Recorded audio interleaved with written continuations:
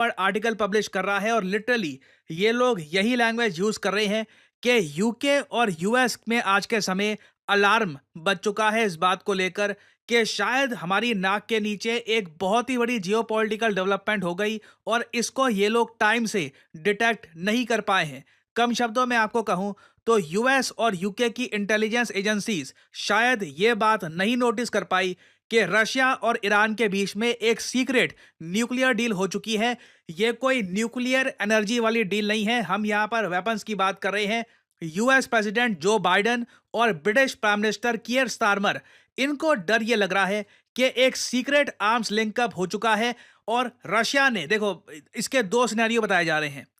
या तो रशिया ने ऑलरेडी चुपचाप 3-4 न्यूक्लियर बॉम्ब्स ये ट्रांसपोर्ट कर दिए हैं ईरान में और अब ईरान पे छोड़ दिया है कि जब आपको सही लगे, जब आपको ठीक लगे, दुनिया को बताना है कि हमारे पास न्यूक्लियर वेपन्स आ गए हैं। एक न्यूक्लियर वेपन अंडरग्राउंड विस्फोट कर देना और फिर दुनिया के सामने अनाउंस कर देना, Iran is a nuclear weapons nation now. दूसरी तरफ एक रिपोर्ट ये भी सामने आ रही है कि रशियन साइंटिस्ट एक्चुअली ईरान के साथ काम कर रहे हैं और दोनों ने मिलकर ईरान को प्रॉपरली टेक्नोलॉजी प्रोवाइड कर दी है न्यूक्लियर वेपन्स बनाने की, यूरेनियम एनरिचमेंट की। अब ईरान के ऊपर है कि कभी भी वो चाहे तो दुनिया के सामने एक न्यूक्लियर टेस्ट करके बता सकते हैं कि they have nuclear weapons now. और इधर आप देख पाओगे इससे रिलेटेड बहुत सारे आर्टिकल्स पब्लिश हो रहे हैं वेस्ट में। मैं रेयरली देखता हूं कि ईरान और रशिया को इतना ज्यादा कवर किया जा रहा है वेस्ट में। Russia gave Iran nuclear bomb secrets in return for missiles to strike Ukraine. ये देखिए सबसे बड़ा डर है। अगेन यहां पर आपको यह भी समझना होगा, रशिया भी ये सब कुछ फ्री में नहीं करेगा, गिव एंड टेक होता है जियो पॉलिटिक्स में। तो जो थ्योरी वेस्टर्न मीडिया बना रहा है और जो सोर्सेज बता रहे हैं यूएस गवर्नमेंट के, यूके गवर्नमेंट के, वो ये है कि रशिया को देखिए बैलिस्टिक मिसाइल्स चाहिए। और अगर यहाँ पे आपका सवाल ये है, वेट, रशिया, रशिया को तो हम मानते हैं पावर हाउस डिफेंस मैन्युफैक्चरिंग का, रशिया से तो हम वेपन परचेज करते हैं, रशिया के पास वेपन्स की शॉर्टेज हो गई? नहीं, देखो, रशिया के पास लॉइटरिंग म्यूनिशन बहुत सारे हैं, हाइपरसोनिक मिसाइल्स हैं, सुपरसोनिक मिसाइल्स हैं, मगर रशिया को देखो, अब अगर अटैक करना है ना यूक्रेन को, they have to mix things up. इनको बहुत अलग अलग प्रकार के अटैक्स करने होंगे यूक्रेन के एयर डिफेंस सिस्टम को कंफ्यूज करने के लिए। क्योंकि पिछले कुछ महीनों में आपको याद होगा एक बड़ी डेवलपमेंट ये हुई है कि यूएसए और यूएसए के जो एलाइज हैं, इन्होंने बहुत सारे एयर डिफेंस सिस्टम्स पकड़ा दिए हैं यूक्रेन को। इनमें यहां पे आप देख पाओगे पेट्रियट एयर डिफेंस सिस्टम ये भी शामिल है। ना रशिया देखो आज के समय यूक्रेन को जो अटैक कर रहा है, इनमें से कुछ attacks in air defence systems ने रोके भी हैं। रशिया के लिए यह फ्रस्ट्रेटिंग है, तो इसलिए काफी जगह रशिया लॉइटरिंग म्यूनिशंस का इस्तेमाल करता है, कभी कभी हाइपरसोनिक मिसाइल का यूज करता है और बीच बीच में अब यह बैलिस्टिक मिसाइल्स को भी यूज कर रहे हैं, ताकि यूक्रेन हमेशा कंफ्यूज रहे कि कौन सा एयर डिफेंस सिस्टम इनको यूज करना है। क्योंकि जैसे आप जानते हैं, इनको एयर डिफेंस सिस्टम भी बहुत ही जल्दी वेरियस टेक्नोलॉजीज के साथ मिले हैं और अभी तक इनकी मिलिट्री प्रॉपरली लार्ज स्केल पर इसे इंटीग्रेट नहीं कर पा रही है।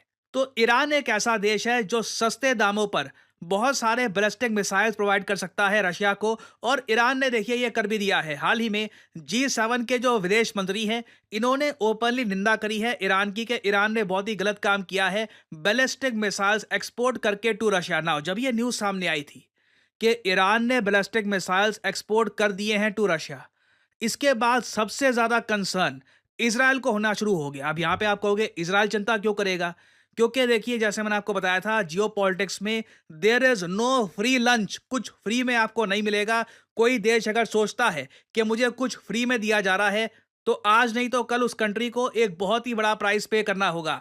और इस पर्टिकुलर केस में एक प्रॉपर डिफेंस डील हुई है, जहां पे रशिया को देखो ईरान ने ऑलरेडी बहुत सारे कामाकाजी ड्रोन्स तो एक्सपोर्ट किए ही हैं, अब साथ ही साथ ये बैलिस्टिक मिसाइल्स भी बड़े स्केल पर एक्सपोर्ट करेंगे जो गिरे जाएंगे यूक्रेन के शहरों पर। और इजराइल को देखो इस बात को लेकर बहुत ज़्यादा चिंता है कि अगर ईरान ने एक न्यूक्लियर टेस्ट कर लिया, इन्होंने बस दिखाना है कि हमारे पास न्यूक्लियर वेपन्स अब आ चुके हैं, चाहे वो रशिया के रेडीमेड हो या फिर खुद के सेल्फ मेड हो। अगर ऐसा हो जाता है, इजराइल की एग्जिस्टेंस पर एक बहुत ही बड़ा प्रश्न चिन्ह खड़ा हो जाएगा। इजराइल में जो ऑपोजिशन पार्टी है, जो रूलिंग पार्टी है, दोनों इकट्ठा आ जाएंगी और एक एग्रीमेंट होगा, कुछ भी करके अब हमें या तो ईरान पे अटैक करना है या फिर इंश्योर करना है कि ईरान कभी भी न्यूक्लियर वेपन्स का यूज ना करे अगेंस्ट इजराइल। तो एक सिनेरियो देखो ये भी हो सकता है। पहली बात तो अभी के लिए आज जब मैं वीडियो रिकॉर्ड कर रहा हूं, दुनिया में 9 देश है जिनके पास न्यूक्लियर वेपन्स हैं। इनकी लिस्ट यहाँ पे आप देख पाओगे: Russia, US, China, France, UK, Pakistan, India, Israel, North Korea. 10वां देश यहाँ पर ईरान बहुत ही जल्द ऐड हो सकता है। अगर हम रिपोर्ट्स की बात करें, जो पैनिक फैला हुआ है वेस्ट में, अगर हम उसके हिसाब से चले तो बहुत ही जल्द ईरान यहाँ पे ऐड हो जाएगा। और ईरान जैसे ही न्यूक्लियर टेस्ट कर देता है, उस केस में मैं सरप्राइज नहीं होऊंगा कि इजराइल भी एक न्यूक्लियर टेस्ट करके दिखाए। इजराइल यूजुअली अपने न्यूक्लियर वेपन्स को लेकर बहुत ही ज्यादा सीक्रेटिव रहता है, बट इस पर्टिकुलर केस में दोनों कंट्रीज न्यूक्लियर वेपन्स का टेस्ट करके एक दूसरे को चुनौती दे।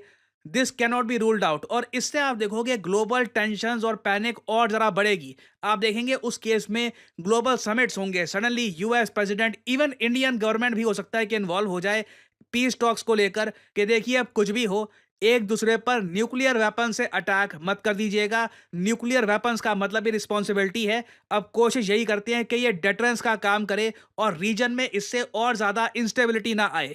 और ऑनेस्टली आप अगर मुझसे पूछे तो व्लादिमीर पुतिन ओपनली यहाँ पर यह भी एक्सप्लेनेशन दे सकते हैं: what options did I have? मेरे सामने ऑप्शंस थी क्या? मॉस्को पे अटैक हो रहा है, पीटर्सबर्ग पे लॉन्ग रेंज वेपन से अटैक किया जा रहा है, ओपनली वेस्टर्न कंट्रीज आर्म कर रही है यूक्रेन को। तो जब रशिया के दुश्मन को वेस्टर्न कंट्रीज कर रही है आर्म, और रशिया ने हाल ही में यह भी कहा है कि वेस्टर्न कंट्रीज ने यूक्रेन को केमिकल वेपन्स भी दे दिए हैं ना, ये कितना सच है कितना नहीं पता नहीं हमको, बट रशिया लंबे समय से ये लाइन टो करता आया है कि जो वेस्ट कर रहा है सेम काम रशिया कर सकता है। रशिया भी जो वेस्ट के दुश्मन कंट्रीज हैं उनको लॉन्ग रेंज मिसाइल्स और वेरियस और टाइप के वेपन्स दे सकते हैं। तो अगेन जो रशिया यहाँ पे कर रहा होगा, दे कैन ओपनली से ये जो सीक्रेट बैलिस्टिक मिसाइल डील हुई है न्यूक्लियर वेपन्स के लिए, ये सब देखकर सरप्राइज मत होइएगा। You saw this coming. हमने आपको वार्निंग दी थी, कई बार वार्निंग दी थी, आपने अपनी पॉलिसी चेंज नहीं करी, अब यह स्थिति हो चुकी है। तो अगेन आने वाले कुछ हफ्तों में हमको देखना होगा कि जो पैनिक मचा हुआ है यूएस में, जो ये लोग यहाँ पर अलार्म बजा रहे हैं, क्या जेन्युइनली एक न्यूक्लियर डील हो चुकी है ईरान रशिया के बीच में? अगर हो चुकी है तो ईरान दुनिया को कब बताएगा अपने न्यूक्लियर वेपन्स के बारे में? तो बहुत ही इंटरेस्टिंग दिन आएंगे आने वाले कुछ महीनों में। ऑब्वियसली मैं आपके लिए अपडेटेड वीडियोस लाता रहूंगा। और फाइनली यहाँ पे मैं आपसे एक सवाल पूछूंगा